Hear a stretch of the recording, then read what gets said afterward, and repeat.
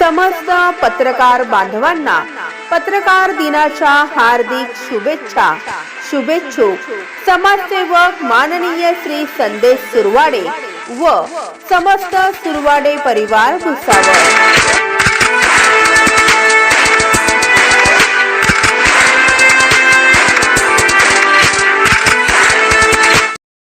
सर्वांना माझ्याकडून नमस्कार। गेल्या 14 वर्षापासून ज्यांच्या हातामध्ये सत्ता होती त्यांनी काय केलं?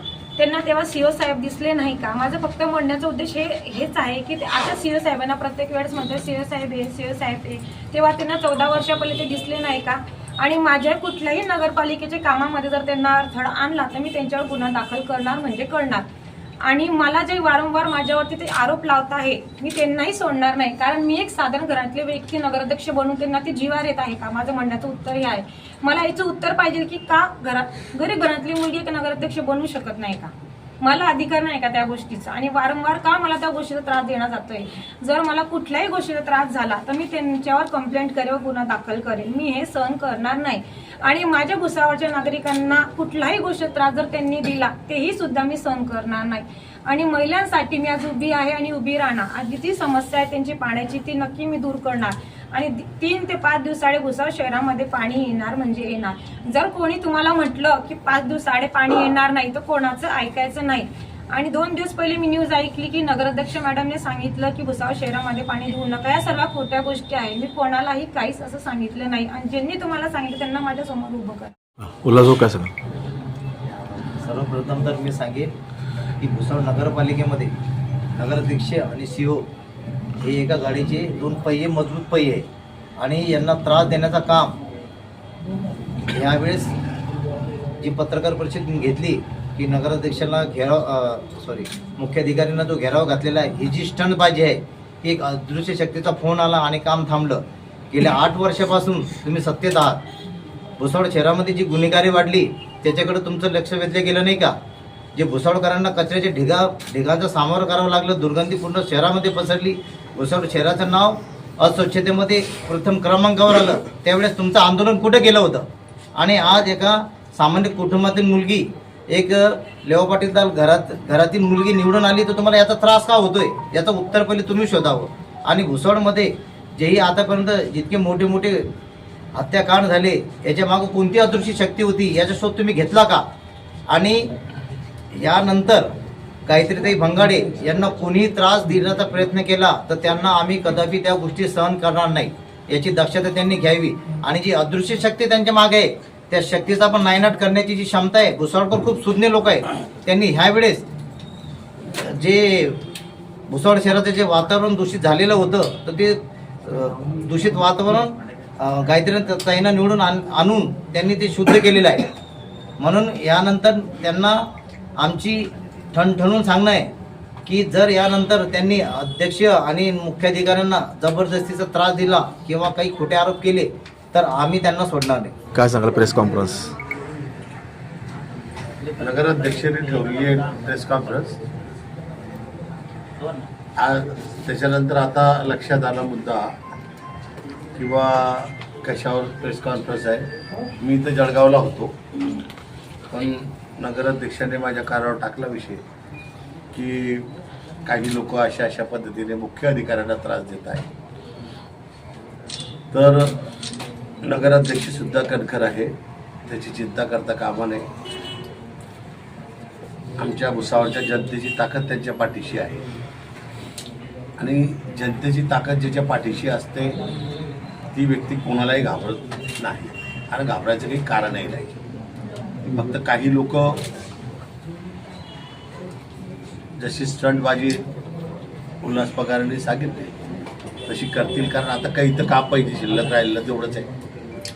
आणि त्यांच्या मागे जो मार्गदर्शक असेल त्याचा बी विषय जो असेल तो येईलच समोर।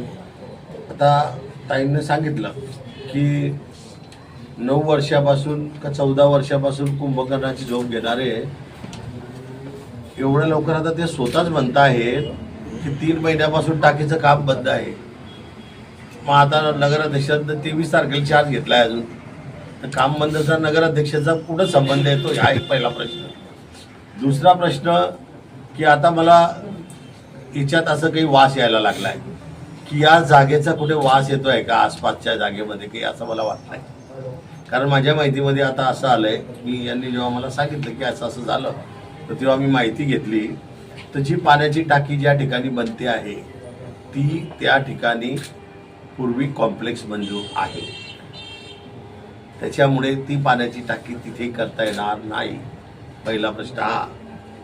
दुसरा प्रश्न, आता ज्यांना माहिती नसेल त्यांना गोष्ट ठीक आहे, आता हुशार लोक खूप आहे गावामध्ये आणि काय म्हणतात ते असं लोकांना घेऊन जात आहेत आणि रेफ्रीची काकाची भूमिका बजावत आहेत, शिक्षकाची भूमिका बजावत आहेत. अरे म्हणजे शिकलेल्या लोकांना एक अनपढ शिकवतोय असं मला दिसून आलं.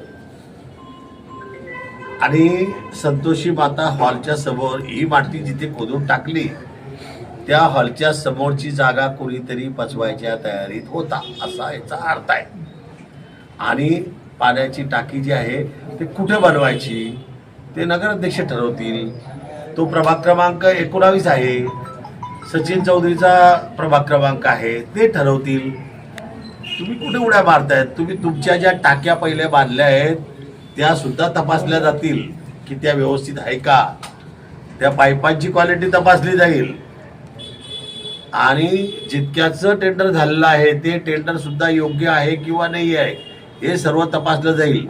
आणि आम्ही काय सांगितलं आहे की काम जसं नगराध्यक्षांनी सांगितलं क्वालिटीमध्ये कोणतंही काम क्वालिटीशिवाय स्वीकारणार नाही हे नक्की आमच्या नगराध्यक्षाचं. तर माझं म्हणणं तेच आहे की क्वालिटीमध्ये काम करणारे आणि काही लोक आता ज्यांनी बोगस कामं केले आहेत त्यांच्या बिलांसाठी आता ते अशा प्रकारच्या उठाठेव करतील, परंतु ते मागची बिलं असो का नंतरची असो का आजची असो आम्ही कोणत्याही बिलांच्या संदर्भात नगराध्यक्षांनी सांगितलं आहे किंवा शिवना स्पष्टपणे की स्वतः ते कामाची पाहणी करतील आणि तेव्हाच ते बिलाची हे होईल.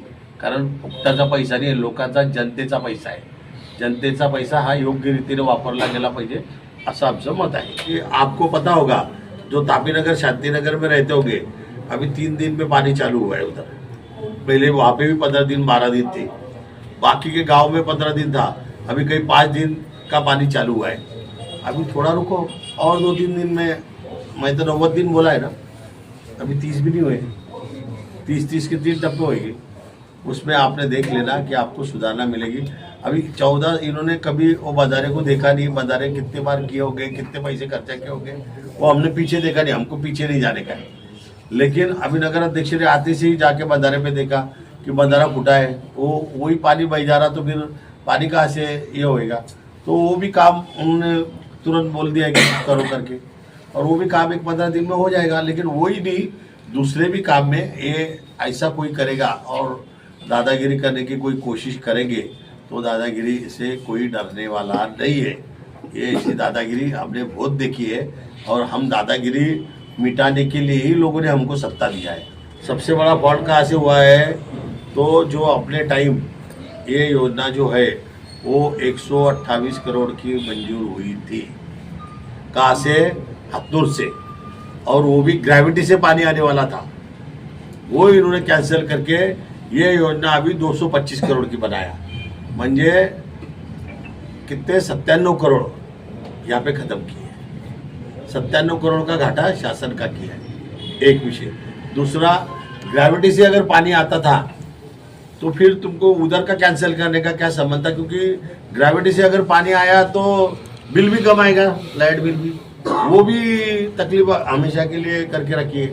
तो सिर्फ खुद के जिसको ठेका दिया है उसके भले के लिए ही किया गया है. अब उसका ठेका किसको दिया है तो बुड्ढी के बाल को दिया है हाँ ख्याल में. तो बुड्ढी के बाल को 100 करोड़ खिलाने के लिए ठेका दिया गया है. भाऊ, एक प्रश्न असा आहे, रजनी सावकारे यांनी ताईच्या विरोधात अपील दाखल केलेली आहे आणि वारंवार ते मागे प्रांत ऑफिसमध्ये गेलेले होते, त्यावेळेस सुद्धा प्रांत साहेबांनी त्यावरती उत्तर दिलं. यावर काय सांगाल? बघा, ते आता एक असं आहे, रतडीचा डाव आहे. जनतेने ज्याला आशीर्वाद दिला आहे त्याच्या मागणी स्वतःचे सर्टिफिकेट चुकीचे आहे, स्वतःचे सर्टिफिकेट खोटे आहे, नवऱ्याच्या नावाने जातीचा दाखला काढलेला आहे, सर्टिफिकेट काढलेला आहे, नवऱ्याच्या नावाने चालतं का हे तुम्हाला सुद्धा माहिती आहे. तर ते नसताना आमच्या नगराध्यक्षांचं बापाच्या नावाने काढलाय आणि ते डॉक्युमेंट्स हजर करतील. त्याला 1 वर्षाचा कालावधी आहे. इतकी घाई कशाला आहे? राहिलं जात नाही का? हा, म्हणजे महिनाभर बी राहिलं जात नाही, इतकी वाईट परिस्थिती आहे. मला तर अचंबा वाटतो की पहिले जात पडताळणीकडे दाखल, नंतर भुसावळ कोर्टात दाखल, आता आज गेल्या हायकोर्टात दाखल. हा, सकाळीच गेले पाहुणे. कोण गेले ती माहिती आहे मला. तर माझं म्हणणं काय आहे की एवढा रतडीचा डाव खेळून काही फायदा नाही आहे. परिस्थिती तुम्ही आता किती बी केलं तर जनतेने ठरवलं आहे की भुसावळचा विकास कोणाच्या हस्ते होऊ शकतो. एक सामान्य माणसाला चान्स दिलेला आहे, संधी दिली आहे. माझं म्हणणं आहे की सर्वांनी हातभार लावायला पाहिजे. आम्ही 9 वर्ष तिकडे पाहिलं सुद्धा नाही, आम्ही कोणाची तक्रार सुद्धा केली नाही. ते तर म्हणत होते तक्रार करा, पण मी तक्रार का केली नव्हती हेही मी सांगितलं की मी जर यांच्या तक्रारी केल्या असत्या तर यांनी सांगितलं असतं की मी विकासाच्या कामाला अडथळा आणतोय. आता हे काय करताय हे तुम्ही बघा.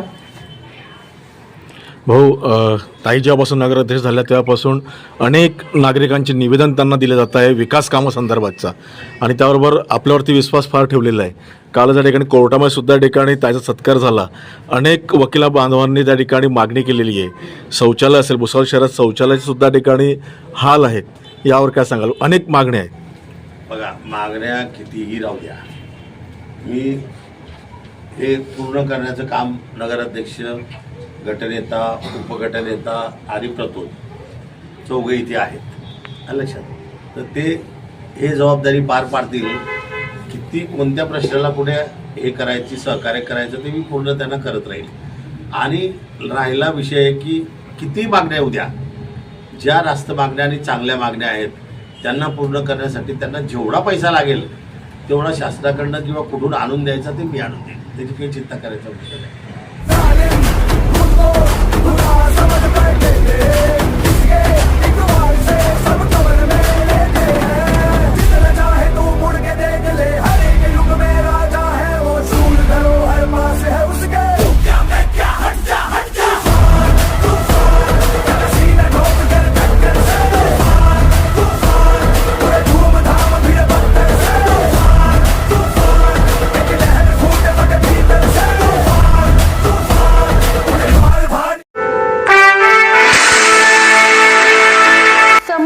पत्रकार बांधवांना पत्रकार दिनाच्या हार्दिक शुभेच्छा.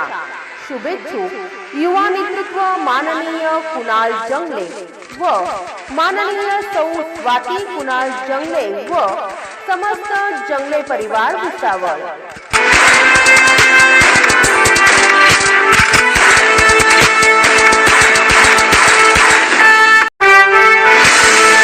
समस्त पत्रकार बांधवांना पत्रकार दिनाच्या हार्दिक शुभेच्छा. शुभेच्छुक समाजसेवक माननीय श्री संदेश सुरवाडे व समस्त सुरवाडे परिवार Bhusawal.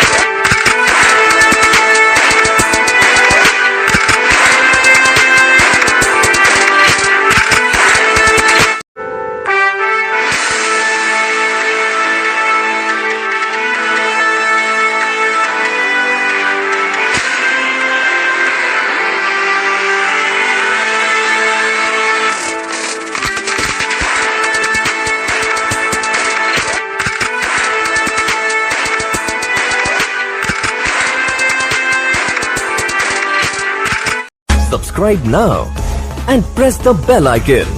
Never miss an update.